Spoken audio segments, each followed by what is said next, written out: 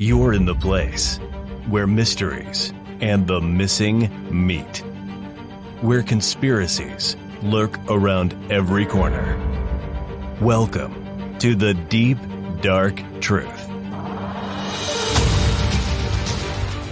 Welcome back to the Deep, Dark Truth. I'm Mo. I'm Chip. And I'm Mikey. And today we're going to be talking about Project Bluebook. But before we get started, we're really sorry about this episode being late. I have been very sick with a virus and then bronchitis, and I sound like a cave woman, and I look like a cave woman, even though you can't see me. I promise it's true. So we are very thankful for the people that have been keeping up with us while we've been in our downtime, filling out our survey, which you all can fill out in the link that will be below in our show notes, to decide what our new logo is going to be and what 2020 is going to look like for us. We've had some great participants. Some of you are just always participating and engaging with us, like our friend Maxim and Xander. We appreciate you guys so much for everything that you contribute to the show, all the tips you've sent in, and for filling out the survey. Thank you so much. You the real MVPs. That's right. We were talking earlier about like a fan of the week type situation, except for it's just like a battle to the death that Maxim is currently winning. You're all getting slaughtered. Fight back by leaving a comment. We've been planning for this upcoming year. In addition to the survey, we have a lot of what I hope is really exciting stuff coming up, so look out for that.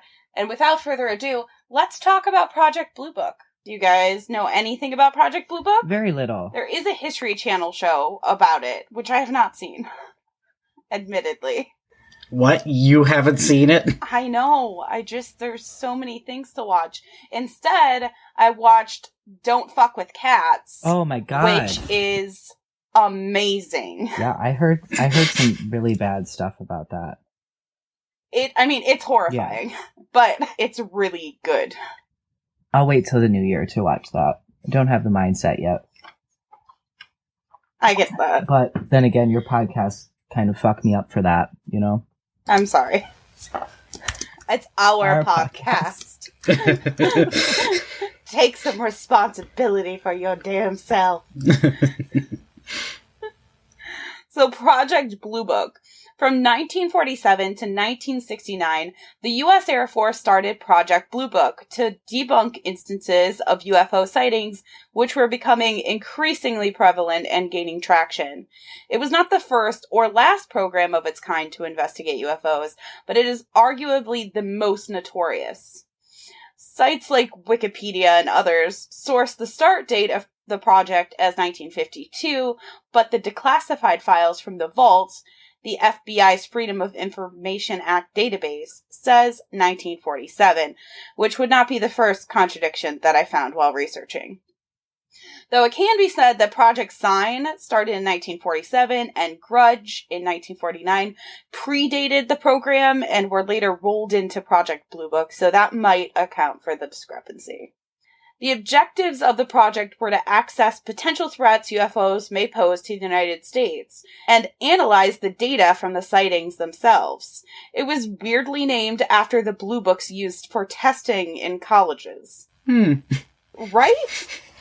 That's weird. It's so weird. Why? Yeah, that's... So many better names you could have for it. Also, I feel like there is a Scantron versus Blue Book thing that happens in college. Like, you're on a team. You either really want a Blue Book test or you really want a Scantron test. Truth. I do not feel strongly either way. Anyways. Terrible names seem to be a common thread in our podcast. That too, yes, yeah. It is.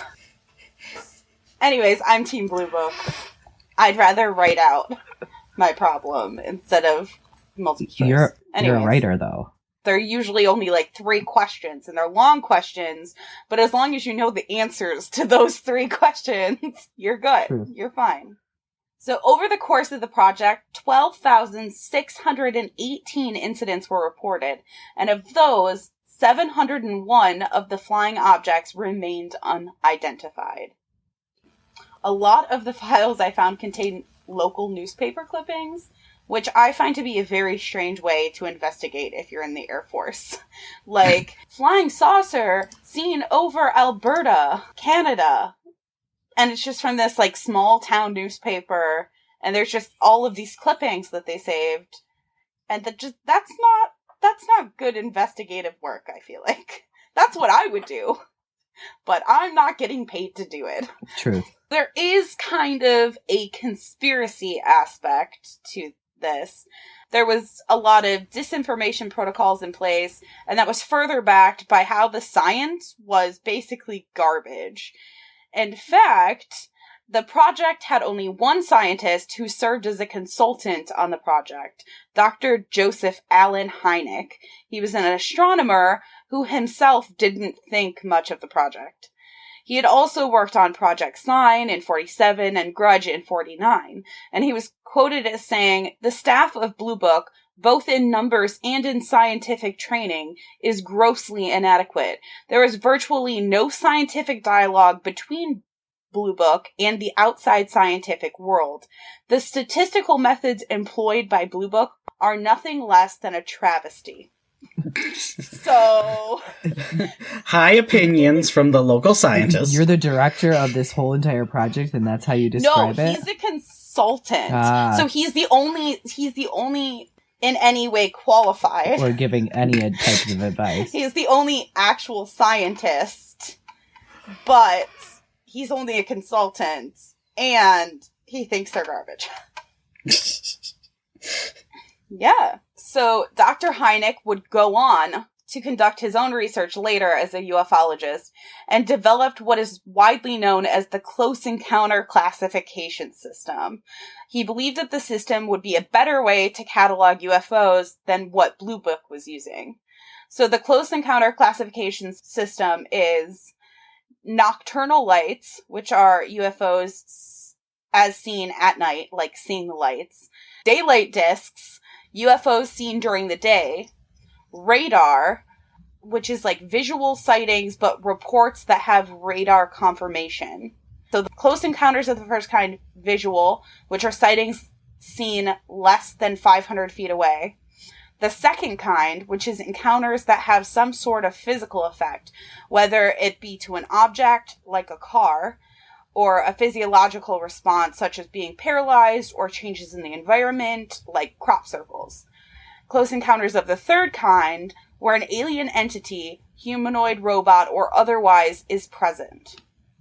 Those later went on to be extended. So the fourth kind is now labeled an abduction. The fifth kind, a direct communication with aliens. The sixth kind, death of a human or animal in association with a UFO sighting. The seventh kind is a human-alien hybrid through reproduction or scientific means. What? I'm glad we have this sort of classification. This is Why very pertinent. The hell? I mean, I fully believe in this, because one time I had an alien child. Like, we don't even actually need half of these, but the potential for them, I understand. Being like, oh, somebody dying during some UFO sighting. Okay, fine. But a human-alien hybrid through reproduction or scientific means. It's a stretch. I'm guessing the scientific means is like probing. There's probing involved in the seventh Probing kind. could be at a lot of these different stages, so... Yeah, so I have decided that Close Encounters of the eighth kind will just be alien sexy times. Because sexy times does not mean offspring. So there we go. Oh. Tell your That's friends. fair. Eighth kind. Look That's at you, right. developing the scientific classifications of UFO sightings. Close Encounters of the 69th kind. Ooh, I'm here for it. He had a big head, but his eyes look kind, so I swiped right. Stop. Oh my god. He could probe me anytime. Oh, God. 10 out of 10, would probe again. Joseph Hynek also gave a speech at the UN Special Political Committee discussing UFOs in 1978 with the objective of bringing together an international council on UFOs. Does this exist now? It might have existed at one time, but it was the Cold War. Like, everything existed during the Cold War. You want psychics to tell you what their house looks like on the moon? They will bring a psychic in to tell you if it's okay to go to the moon that day. There were so many bizarre things during this time. Was everything bizarre during the Cold War, or was it all covered up by the FBI and CIA? Well, you're not allegedly, probably wrong. Allegedly. Oh, speaking of Both which, is allegedly true. Alexa, is the CIA listening to me right now? Amazon takes privacy seriously. For more information and to view Amazon's privacy notice, visit the help section of your Alexa app. This bitch didn't say no. Yeah, that's why I don't have Alexa in my house. There you have it, folks. I have her set to not send out my voice recordings or whatever, but... We're gonna do an episode on Alexa. I also start sweating anytime anybody turns on Siri if I'm around. Oh, Siri's always listening. I don't have Hey Siri enabled. I Same. use Siri, but I don't have Hey Siri enabled. No, you can't help improve my ads. Like, I don't you dare. Yeah, I don't want you to improve my ads. Thank you very much. And the Deep Dark Truth podcast was shut down by CIA at 7:41 p.m. on Monday, December 30th, 2019. That's how we get the most listeners, though. We become the conspiracy. When we're in prison? No, we become the conspiracy, and they're like, they're trying to shut them up. They must have things to say. And it's like, not really, but... I did not sign up for prison and doing this podcast, just for the record. I am a cute gay boy. You'll do well. I don't know what you're complaining about. Will I? You just need to find the right daddy. A well-placed daddy. Anyone could use one. So let's look at a couple of these Project Bluebook files. So this is from Tawas, Michigan.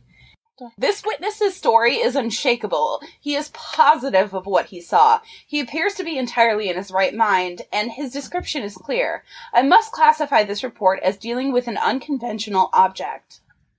This is the only conclusion possible on the basis of the presented information and the apparent character of the witness. Farm housewives present at the interview were Mrs. and you can't see, like, redacted, her, redacted. 4 younger children who were involved in the sighting were not present because, quote, talking about it upsets them too much. 2 ladies are next-door neighbors, living on farms about 7.5 miles east of redacted.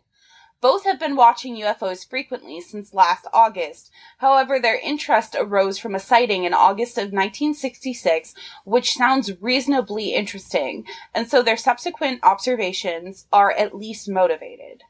Many of their observations have to do with lights in the sky, and they readily admitted that most of what they have seen had been conventional objects, such as stars, planets, or aircraft. However, on at least 3 occasions, objects were seen which they could not accept as conventional. The August sighting involved a large oval red object that flew through the air emitting a high-pitched whine on a single pure time. What does that mean? I don't know. There's also a strike through the word time, but it's a very recognizable word. These are very much like the sightings in Lansing, Michigan and surroundings. And then it gives a page reference number, in May of 1964 in USAF files. The next was on the Friday night following the Great Snowstorm of January 28, 1966. Redacted to tell her something was flying right towards her house, Mrs. Redacted. Mr. and Mrs. Redacted of number 4 Redacted My father Drive. was Mr. Redacted. Call me blacked out. No, I just keep thinking of the opening chapter of Harry Potter, except for it's Mr. and Mrs. Redacted of number 4 Redacted Drive. They were perfectly redacted, thank you very much. I think we found the word of this episode's podcast. Her son and 2 daughters saw the object through a window. It was very large, oval, and carried red, green, and yellow lights. It flew over the house and then seemed to drop suddenly behind the trees in a field north of the house. They had not been out to that field to investigate and do not intend to go. What? Very foreboding. I would be running. I would be too. running. But also, some of these are kids. They're talking about her kids, and so they're like, nah, fuck this shit, I'm out. Like, same. I don't know. No, thank you. I think I would. I mean, yeah, when it first happens, fine, but eventually you're like, it was like a month ago that happened. I'm gonna go to that field. Yeah, I would instantly be like, meteorite, sell that, get that money. Yeah, I would. But it's also like 1966, so... It was the Russians. The sighting, which stimulated the investigation, took place at 7:10 on March 9th, 1967. The ladies were outside looking for UFOs, as they do quite often. Not unbiased women, but fine. Good old Mr. and Mrs. Redacted. When Redacted dropped her eyes towards the horizon a little south of west, and saw a bright pulsating red object hanging in the air just above treetop level. It was apparently closer than Redacted. She screamed, and Redacted looked too. There's so many people, and they're all named Redacted. It's so confusing. The object was shaped like a pancake, with a rim made out of red lights, which seemed to pulsate irregularly. The top was rounded, but there was no high dome on it. The object approached closer, and suddenly it seemed to explode. A brilliant white cone of light fanned out from the object towards the witness, so bright that all who were watching, 2 adults, 2 teenagers, and 4 smaller children, had to cover their eyes. Redacted said, "That white light, I don't know what it was. I've never seen anything like it."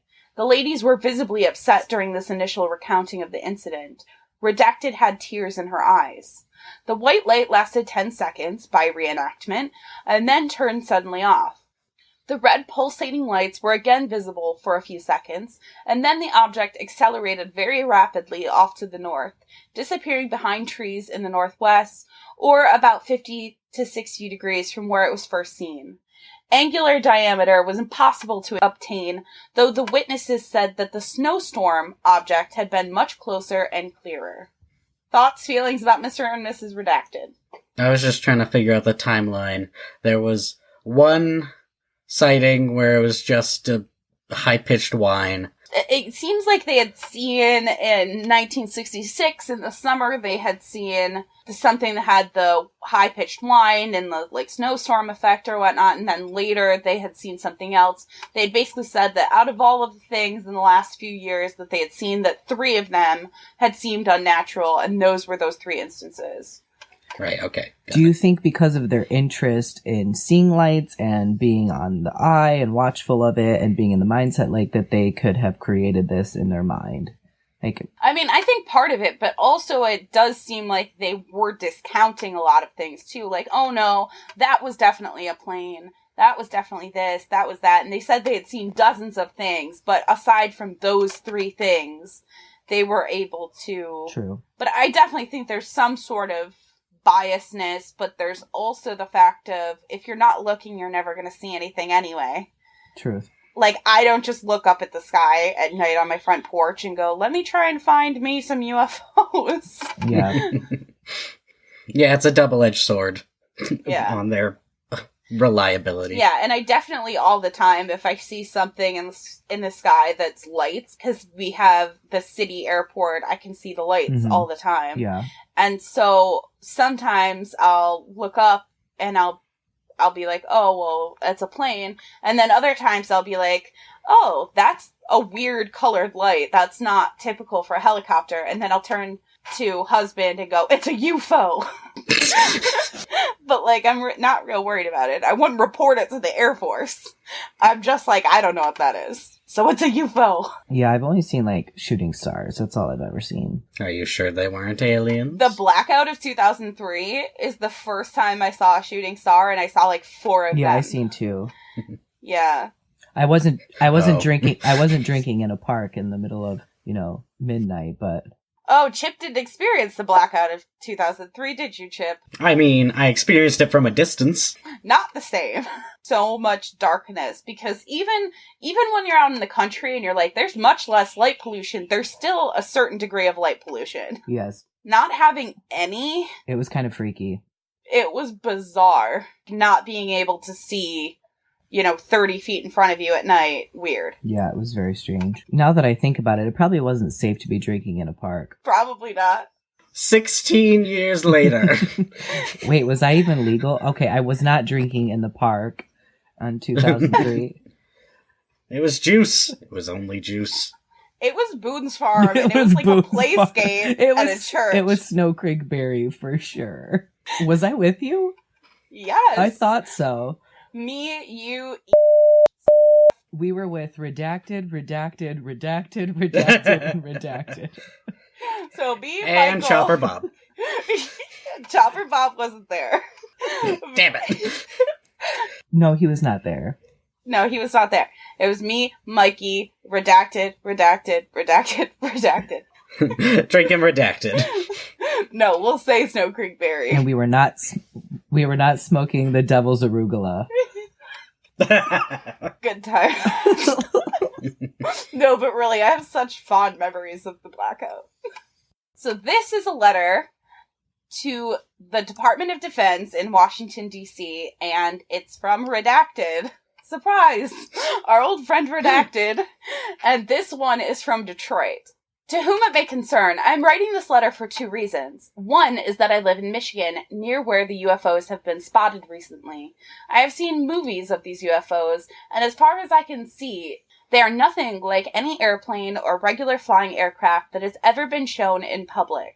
At least this person has enough sense to think in public. Right. This is the Cold War. Okay, but also they start the sentence with, I have seen movies of these UFOs. No, that's what they were calling home videos. I'm almost positive that movies in this context means home videos. Because my grandma also called them movies. And I'm like, this is not what a movie is. I can also say that they are not clouds caused by marsh gases. First of all, because all of the UFOs haven't been spotted over marshes, and secondly, because they were too bright to be reflections of gases, mainly because most have been spotted at night, and the moon's glow couldn't cause such a bright glow. Not only have I seen UFOs on television, so one's movies, one's television, what is it? But I saw one in 1963 in Chicago. My father, brother, cousin, and I all saw it. It looked like this. You should know that this is literally just a disc with windows around the outside of it. Not even a well-drawn disc. Not winning any artist awards. But what is interesting is it has square portholes, which is not typical of, people normally saying, this is what I saw. It was revolving, and its square portholes were lit up brightly, but not in colors. It was going fast and was making sharp turns. Also, when I got home, my cousin saw the same UFO flying over her house. Her house is in Oak Park, a suburb of Detroit where I live. If you want to get a hold of the movies of the UFOs seen in Michigan, I think the television station I saw it on would give them to you. It is Channel 2, WWJ in Detroit. Oh, so he's talking about he saw it on the news. Not like television like it was a TV show or whatever. It was on the news. Okay, that makes a lot more sense. Context is everything. Yes, it is. What I was getting at is that anyone who looks at this sensible knows that those UFOs are something not just marsh gas. Maybe they're from outer space, or they're just some kind of secret United States project. I don't know. But I do know that... That's when Mr. Redacted was murdered. But I do know that withholding information about such things is just going to cause panic when it gets out, and it will eventually do. Just like in 1938, when Orson Welles made a radio broadcast which made people believe the Martians were invading Earth. Many people killed themselves because of it. So what do you think people will do when they see things from outer space and the United States government confirms it? If you release information about the UFO slowly, it wouldn't cause panic. It would be better for everyone. Also, could you send me some information on UFOs? I hope it will be information which tells the truth about what UFOs are. Thank you for your time and for the information. I like how this is all phrased, I know what's going on. Give me the information I want. These people are going to panic, but I'm not going to panic. Sincerely Redacted. I'm also a scientist, and I know it's not marsh gases, and everything that there needs to know about reflections of light. I love them. It's 1963, and they are just matter of fact hey, government, these are UFOs. Tell me about them. And if they're not Thank UFOs, you. then there's some secret United States project that you're not telling us about, so maybe you should tell us about that. I want to know. Also, quote, it would be better for everyone, exclamation point, exclamation point, exclamation point. He's so happy. Yeah, the files contain newspaper clippings from all around the world and sightings from all around the world. Like, there's clippings from Argentina, there's a letter from Argentina. They're all marked no case, information only. So a lot of these, there's also evaluations in here. So it'll say the location of the sighting, what the observer was, and then the evaluation. So, for example, it says 42.55 degrees north, 1.77.15 degrees west in the Pacific. Military was the observer, and it says evaluation astro, and it was a meteor. Some were unreliable, some were light on tower, some were satellites, some were aircraft, some were insufficient data, some were balloons. I never believe, when they tell me something is a weather balloon, I just do not believe it. Also, if they tell me marsh gas, I'm like, that's not the answer, you just don't have an answer for me. Do better. Is Project Bluebook still currently running, or? No, so Project Bluebook... Not under this name. What question are you really asking? Because technically, Project Bluebook was terminated in December of 1969, and the Air Force supplied the following summary. It said, 1, no UFO reported, investigated, and evaluated by the Air Force was ever an indication or threat to national security. 2, no evidence was submitted or discovered by the Air Force that sightings categorized under unidentified represented technological developments or principles beyond the range of modern scientific knowledge. And 3, there was no evidence indicating that sightings categorized as unidentified were extraterrestrial vehicles. So their stance was, there's nothing to see here. Bye. But I mean, like, somebody still has to be collecting data of unidentified flying objects in the sky, right? I mean, they can't just seize that, you know what I mean? Because what if it's Russia? Like, what if it's, a missile? Like, there has to be somebody to report things to. Like, if I saw a UFO and I wanted to report it, where would I report it to? This podcast. Correct. Besides that, I don't think I would ever report on a UFO. National UFO Reporting Center. I don't think that's an actual government agency, though. I think it's just like, my name's Bob, and I run the national... Oh my god, his name is Bob, the founder. Well, I called that. Of course his name's Bob. Why wouldn't it be? NUFORC is the National UFO Reporting Center in the United States, and it was founded in 1974 by Robert J. Gribble. Just look at the graphics on this website. Not only is it not a government website, it is barely a website. There's cutout images of what appears to be Neptune. Just chilling everywhere. So we're going to talk about some more modern day repercussions of Project Bluebook.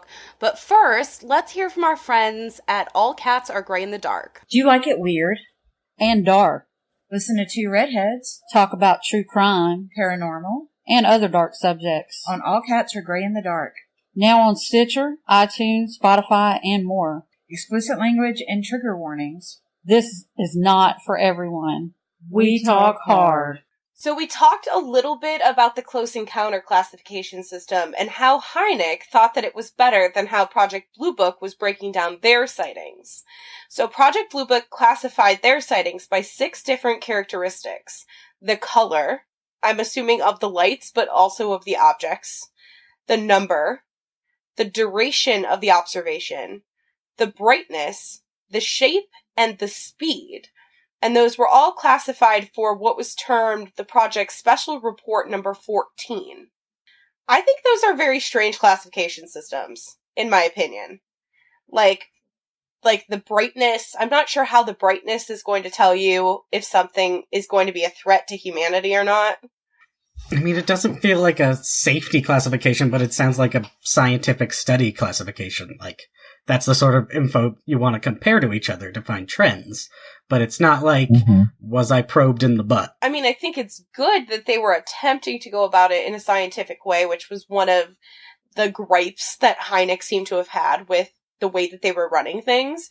But it just seems really strange to me. The end goal was to figure out whether or not these UFOs were a threat to humanity and the human way of life. I understand duration, because in those reports that I read earlier, we talked about how some of the interviews said they saw it for a long period of time and therefore it had more credibility to it because it wasn't just out of the corner of your eye. The amount of people plus the duration made it more credible to the person that was interviewing. But color, brightness, it just kind of seems strange to me. I mean, speed is helpful because you're like, oh shit, that ship can go really fast and murder a lot of people real quick. Right. That's true. But, like, the brightness of the object is not really threat level. So Project Bluebook, then their information was part of this scientific committee called the Robertson Panel. And in January of 1953, Howard P. Robertson, I wonder how it got the name Robertson Panel. They did an entire kind of overview review of the U.S. Air Force's investigation into UFOs, meaning Project Bluebook. The CIA review was in response to widespread reports of UFOs, and people were just getting a lot of interest in UFOs. Their local papers were talking about them, and they really wanted to quash what was happening, which was part of the reason that Project Bluebook was made to begin with. So they recommended a public education campaign that it would basically reduce the public's interest in the subject, and it would minimize swamping air defense system with all these different reports of UFOs. My problem with that is it seems like the entire point of Project Bluebook wasn't actually to determine whether or not UFOs were a threat. It was rather to get the exact right information to the public that would say that they weren't a threat, so that everyone would shut up about it. I mean, yeah, it seems legit, for sure. Am I right, though? Like we'll have this public education campaign. First of all, the words public education campaign automatically make me think propaganda, right? Like, it doesn't sound like it's actual education of anything. It's more like we're educating them on what we want them to know, which doesn't make me feel super rad. But also, what are you going to tell us that will make aliens boring? That's true. Well, that's like that letter from that guy that's like, just tell us. If you don't just tell us, people are going to keep panicking. Yeah. And if people keep panicking, then this is all going to end really badly. You could end this right now. Just tell me that they're real. So you would think that Project Bluebook is so far in the past behind us, but the Advanced Aerospace Threat Identification Program ran from 2007 to 2012, and during those 5 years, $22 million was pumped into the program. And then in 2017, it was then made available to the public that this program had existed.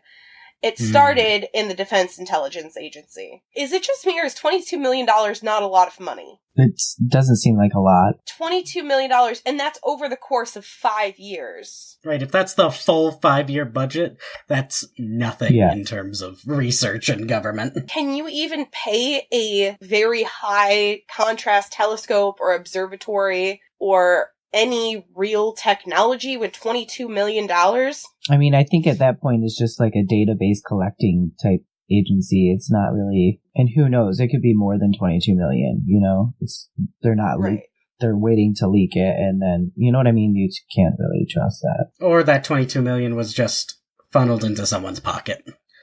The Advanced Aerospace Threat Identification Program, it was initiated by the Senate Majority Leader at the time, Harry Reid, who was a Democrat from Nevada, which isn't very surprising. Nevada, home of lots of UFO sightings, Area 51.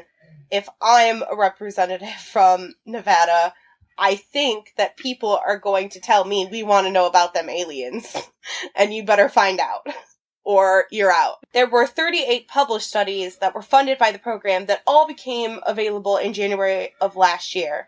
So you can actually go online and look up those reports. And it seems, just from a slight overview that I've done, that nothing seems particularly interesting in them at all.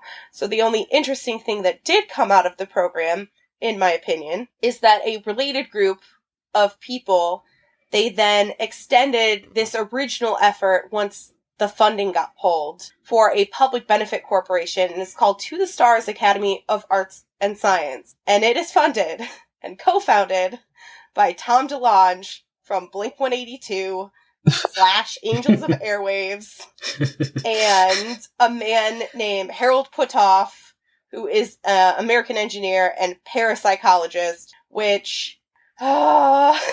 really, I mean, listen, I love me some parapsychology. I just don't necessarily like it to mix with my, like, aerospace engineering programs. They're just two very different things. That's funded by a musician. Yeah, I don't even mean Tom DeLonge. If you learn to build a UFO, you're going to also want to be able to communicate with the aliens that you find when you build your UFO. That's fair. So their company, To the Stars, Academy of Arts and Sciences, which I guess is, like, shortened To the Stars most of the time, which, fair. It started as a record label. As you do. Which is how all great scientific discoveries happen.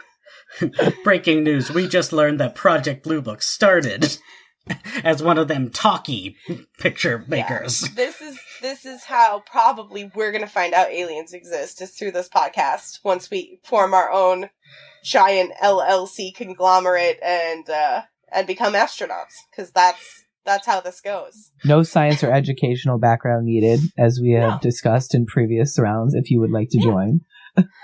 Yeah, so they became a public benefit corporation, which I'm pretty sure is a twist on a nonprofit. So a public benefit corporation is they allow for public benefit to be a charter purpose. It sounds like a tax haven to me, but okay. It's just they, like, expanded into books and film, and then eventually now they have this science and aerospace division, which, okay. And Tom DeLonge, as a result of this, he was named the UFO Researcher of the Year in 2017 by the UFO hunting organization Open Minds. Congratulations. Beautiful. Like, listen, I love him, and I love Blink-182, and I love aliens. It's just a very strange thing. It's all very strange. 6 degrees of separation from aliens. Do you think he, like, has a plaque or, like, a... Oh, yeah. It's for sure a plaque. I mean, has a platinum record, but it's actually a UFO. Really quick, before we wrap all of this up, what are our opinions on aliens? Let's get into that.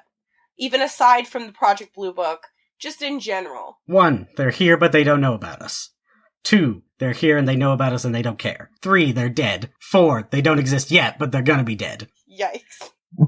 Okay, so I'm going with 1, they exist, but they have a similar intelligence to us, so we're not currently just floating around the Andromeda Galaxy either. They probably are, and they're part of the universe, chillin'. And they probably don't give a shit about us. 2, they know that we exist. They're not going to bother us because of some Prime Directive-like situation. Like, we're not cultured enough, or we're too primitive, or whatever. Something of that nature. Or 3, they know that we exist and they hate us, and they're going to either attack us, or they're just going to let us continue to set the world on fire. A subgroup of that one is, they hate us but they're just studying us. We are naught but bacteria in a drop of water being studied under a microscope. I would have to think that number 1 is probably the most accurate in my opinion. I think that they're probably similar to us in some way, shape, or form. I guess it depends on where it's at. I mean, in our solar system, I don't think that exists. I think there's life out there, for sure. I don't know where. I don't know how primitive, but... Yeah, also we've talked about protozoa is technically alien life. It is life that exists and can exist on another planet without it having to be something humanoid and what we would project onto an alien species. Yes, there's water in our solar system, so, I mean, it has to exist. It's taken us a long time to get to this place in our evolution. So there could be protozoa, like there could be a planet somewhere that exists in the way that Earth existed during the Triassic period. Mm-hmm. And that's where they are in their evolution currently. Or my theory that Venus used to hold life and Mars will after we have moved into its spot. Okay, you're going to have to expand on that. I mean, there's a lot of research that has been going into that you can, like, there is very much a thing that they're holding in the last 10 years of science, but there's, like, a theory that the planets, because of gravity, move alongside and towards the sun, being the giant monster that it is, that Mercury once had an atmosphere, and they've kind of proven that, and because of its closeness to the sun and it quickly moving towards the sun, that the atmosphere was blown away by solar winds, but it had an atmosphere similar to Venus's prior to, and Venus used to be in the spot of Earth. And Earth, with its greenhouse gassing and warming effect, we will eventually move closer to the sun to where it will trap all of our greenhouses and we will not be able to sustain life because of the high temperatures. And Mars will eventually move into a spot where Earth is at, where it can sustain life and its polar ice caps melt into this vast ocean. And Jupiter, through moving through the asteroid belt and other closer to the sun, its atmosphere gets blown away and its gas is released and becomes a Mars-like planet.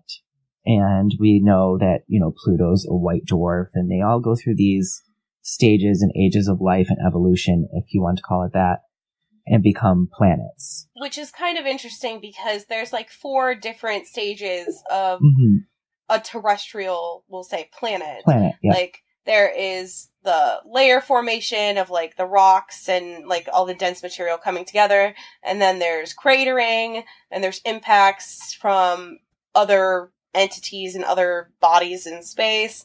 And there's flooding, sometimes, usually, like, lava, like a hard structure. And then, like, surface evolution is the last, then, stage, which is, like, after planetary formation for billions of years. Like, tectonic plates are pushing and life is evolving on that planet. Basically, that last stage is all that is kind of would be needed, I guess, for that theory. Since the planets already exist, they're already formed. It just then would be undergoing different changes in their atmosphere and such. It is interesting to think about. That's all until next time. I'm Mo. I'm Chip. And I'm Mikey. You just listened to the Deep Dark Truth Podcast. See you next time. And remember, your local cryptids want to meet you.